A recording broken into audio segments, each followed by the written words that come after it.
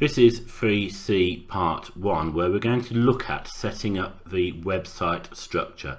So we're going to focus on this area here. It says the website must include the following content, and it says about all pages should use the external style sheet and then include some other information here. We're going to start by setting it up so that the external style sheet is set up and the structure of each page is set up. Then we'll put these other things in, and then in the next tutorial we'll look at actually putting the content in.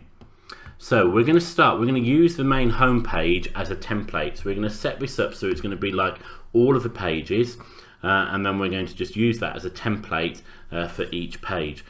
Now we've got to put in the layout of the actual website. So before we go any further, let's get that layout back, and we need to set up this layout. Now to do that, we're going to need to put some containers in place, and before I do that, I'm just going to put a few blank lines in just by pressing enter a few times. And there's a reason for that. It's because once we put these containers in, it stops us from doing that and putting any extra blank lines in. So we've got 1, 2, 3, 4, 5 areas. So that's what we're going to do, is we're going to put in these generic containers for each of those 5 areas. Okay, so 1, 2, 3, 4, 5. Now we're just going to switch to HTML tags view, because we can now see that these have all been labelled as these divisions div. And for each one we now need to set it up to follow the style that we've used. If I click on the first one, and we can change that to be margin, or in this case I've called one border. Then we want the next one to be navigation, the next one to be banner, next one to be title, and the final one to be content. And I'm just going to put go back to our normal view, just put an extra line in there as well, and now that means I can delete these extra lines that I've got at the bottom. I don't need those anymore. So we'll save this before we carry on. So that's set up that. We now need to look at what are the other requirements about things that are going to go in. So let's have a look and see. So we've done this, we've set up the external CSS. We need to include the college name in the title area. Okay, so if we have a look at these, one of these was called title, so we need to find which one it was. So if we go back to our design, title was the last one, so we'll go back to normal view, and we'll put the college name in here, so Lamplighter's College. Now in a title it says that headings will be 40 pixels bold and white, so we need to change this to be the right font.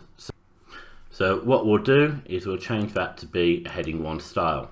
Now you'll notice suddenly we get this white border appearing, which is quite annoying because that's not what we want at all. Now this is one of those things with HTML that unless you've been taught it, or unless you happen to be lucky and find out, you're never going to know what's causing that problem. And it's to do with the fact that there's a border above H1 styles. So we need to get rid of that border. So if we go to our box section, you can see here's that border, that margin, and we need to change this so that margin will be 0 pixels. If we click on OK, you'll see now that has got rid of it. Okay, so we've done that.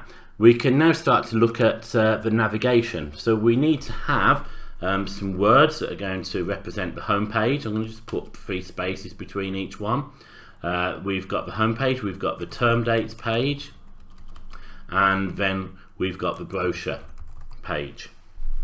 So the home page is quite straightforward. We can set up that link because we've already got index.html. So I'm going to right hand click, create the link, click on there, and choose index.html. That's done. Okay, now for the other ones, we can set these up ready. So although we haven't actually got the pages, I can actually set them up in advance. So I can call this term dates.html, so it will link to a file called term dates when we create it. And I can do the same for brochure, and if I select a link, I can call it brochure.html, and then when we've created the file, that will actually work. So the next thing we need to do, or the last thing we need to do that's going to be on every single page, is this animated graphic that's going to go here. So with the animated graphic, we need to find the one that we created before. So I'll just scroll down and get my banner. There it is. And I'm going to copy that and we'll stick that into our website folder. And I'm going to take out all the spaces and everything, so we'll just call it banner.swf. Now that's there. It's not showing up here yet, so let's just make sure it is. There it is. We've now got this file called banner.swf. So we need to put it here. Now you can't just put in a banner, a flash file like that. It doesn't work. What we need to do is, well, first of all, delete what I've just put there. It's going to be a pain, so we'll get rid of that by going to source code view. So what I'm doing at the bottom here is to change it from normal view to source code view. And we'll just get rid of that bit there that's put that file name in, making sure I don't get rid of the div sections. Let's have a look at what all these different bits mean. These are all our different sections. There's our border, there's our navigation, and you can see the bits that have been put in, and here's our banner. Okay, so we'll just get rid of that banner.swf that was there as well. So it's at this point here, between the start of the banner and the end of the banner section, that we need to put our animation in. So we're going to put it there.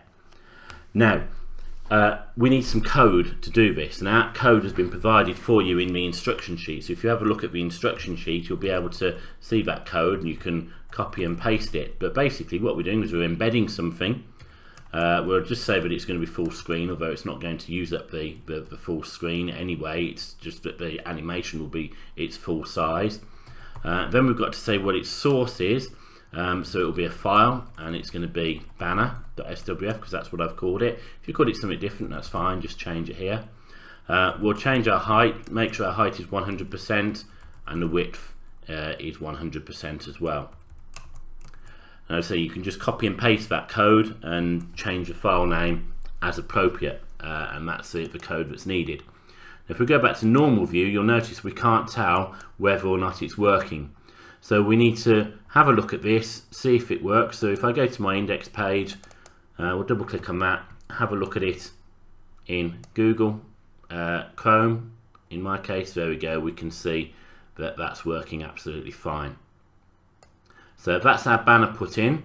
So this is what's going to go on every single page. So we'll save that, and we now need to save that as the other two pages. So if I do save as, and we'll have term dates. Now it was all one word. We need to make sure it's all one word. .html, and we're also going to have the file brochure. So save as brochure.html. So let's see if that's working. So I'll bring this in. We'll just do a refresh. Click on term dates. Click on brochure. So all our files are now working. So we've now set up the structure of our website, and the next tutorial will take you through adding the content to the page.